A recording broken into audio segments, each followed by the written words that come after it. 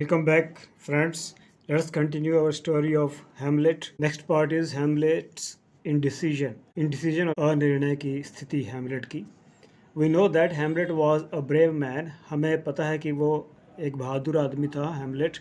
But he had one fault. लेकिन उसमें एक कमजोरी थी, कमी थी. He did not have the strength to take a decision. उसमें फैसला करने की ताकत नहीं थी. He had by now had many chances to kill Claudius. अब तक उसे बहुत सारे मौके मिल चुके थे क्लॉडियस को मारने के. It was the easiest thing to do.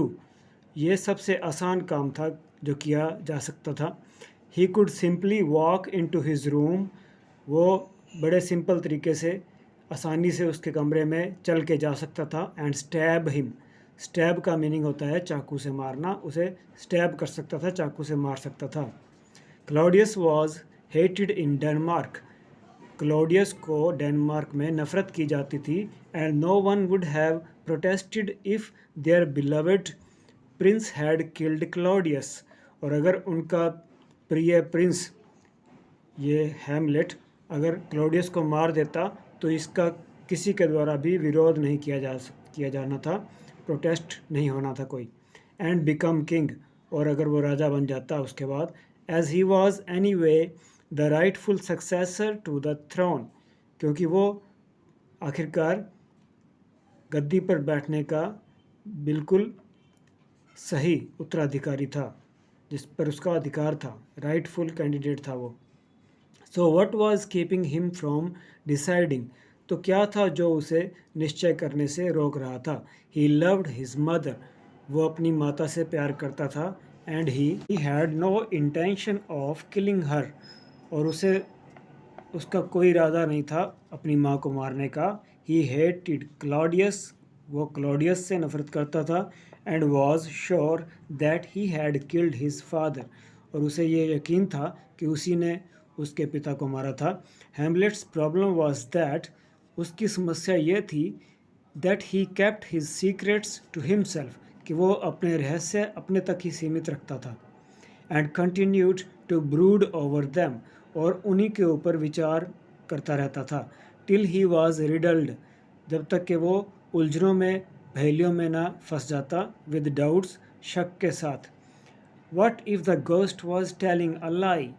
क्या हो अगर वो भूत झूठ बोल रहा हो तो. How do I know for sure that Claudius killed my father. तो मैं कैसे यकीन कर लूँ कि क्लॉडियस ने ही मेरे पिता को मारा था. With all these thoughts of death. ऐसी ही मृत्यु की सोच के साथ Hamlet also began to think of his own death. वो अपने मरने तक की भी सोचने लगा. He began contemplating suicide. Contemplating का मीनिंग होता है बहुत ज़्यादा विचार करना. उसने बहुत ज़्यादा विचार करना शुरू कर दिया अपने खुद के हत्या के बारे में आत्महत्या के बारे में. He felt he had a very heavy burden to carry. उसे लग रहा था कि उसे बहुत बोझ है उसके ऊपर. And that he could not carry out his plan. और ये भी कि वो अपना योजना को अमल में नहीं ला सकता. Wouldn't it be better to kill oneself. क्या ये ज़्यादा अच्छा नहीं होगा कि खुद को ही मार लिया जाए. Death would ease out all problems. मृत्यु सभी समस्याओं को साफ कर देगी, स्पष्ट कर देगी, आसान कर देगी. But what happens after death. लेकिन मौत के बाद क्या होता है. Suicide would mean certain hello. मृत्यु के बाद पक्की बात थी. सर्टेन का मतलब पक्का, हेल का मतलब नरक, कि पक्का नरक तो मिलना ही है. And what happens there. और वहाँ पर क्या होता है. Wouldn't it be a worse kind of living. क्या ये और भी ज़्यादा बुरे तरह का जीवन नहीं होगा वहाँ पर नरक में. What should I do. तो मैं क्या करूँ. Should I in fact do anything. क्या वास्तव में मुझे कुछ करना भी चाहिए. In this way. इस प्रकार हैमलेट डाउटेड एवरीथिंग. हैमलेट को हर चीज़ पर शक होने लगा, संदेह होने लगा. Even his own desire for revenge. यहाँ तक कि अपने खुद के बदला लेने वाले फैसले पर भी, इच्छा पर भी. And his sanity. यहाँ तक कि अपने मानसिक स्वास्थ्य पर भी कि वो मानसिक रूप से ठीक है. सैनिटी का मतलब होता है जो मानसिक रूप से सही हो। मैडनेस का ऑपोजिट है sanity. He still wanted proof of Claudius evil deed. वो अभी भी क्लॉडियस की इस बुरे काम का सबूत चाहता था। He thought further proof would make it easier for him to kill Claudius. वह सोचता था कि थोड़ा और अगर सबूत मिल जाए तो ये उसके लिए आसान हो जाएगा उसको क्लॉडियस को मारना। The players. Next part. While he was wavering in his resolve to avenge his father's murder.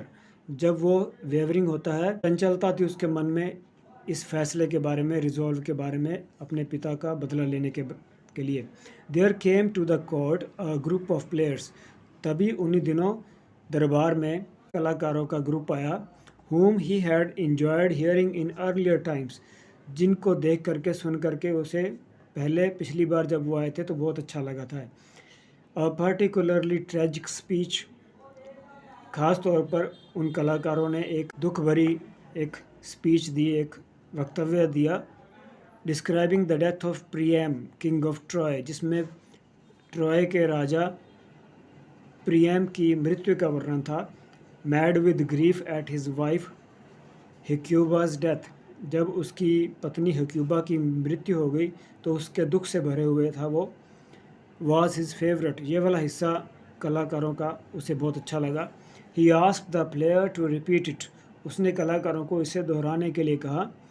The performance was so touching, उनका ये प्रदर्शन इतना दिल को छूने वाला था, that it brought tears to the eyes of those around, जो भी आसपास बैठे हुए थे उन सब की आंखों में आंसू आ गए इससे। The idea came to Hamlet, तो हैमलेट को ये विचार आया that he should ask the players to perform the murder of Gonzago, कि वो कलाकारों को बोले कि वो गंजेलो की हत्या का भी वर्णन करें। The plot of which was similar to the actual murder of his father, जिसकी हत्या का योजना थी वो कुछ वैसे ही थी काफ़ी हद तक जैसे उसके पिता की हत्या हुई थी। He would add a few lines of his own, उसने सोचा कि वो भी अपनी ओर से कुछ बोलेगा, अपनी क्रूशियल लाइन्स, और वो काफ़ी महत्वपूर्ण लाइन्स होंगी। Which would prove the Kings guilt, जिससे राजा का अपराध साबित हो जाएगा। Everyone was happy when they heard Hamlet had asked the actors to perform. सब खुश हो गए ये देख करके हैमलेट ने कुछ फरमाइश एक्टर्स कलाकारों से कि वो कुछ परफॉर्म करें, करके दिखाएं। Maybe they thought this was a sign that Hamlet was becoming normal. शायद उन्होंने सोचा कि ये एक लक्षण है कि हैमलेट की मानसिक स्थिति ठीक होती जा रही है। The whole court assembled to see the play. सारा दरबार इकट्ठा हो गया। The king and queen sat on their thrones, राजा और रानी अपने सिंहासनों पर बैठे हुए थे। With Hamlet and Horatio sitting close by, Hamlet और होरेशियो भी उनके साथ ही बैठे थे, पास ही।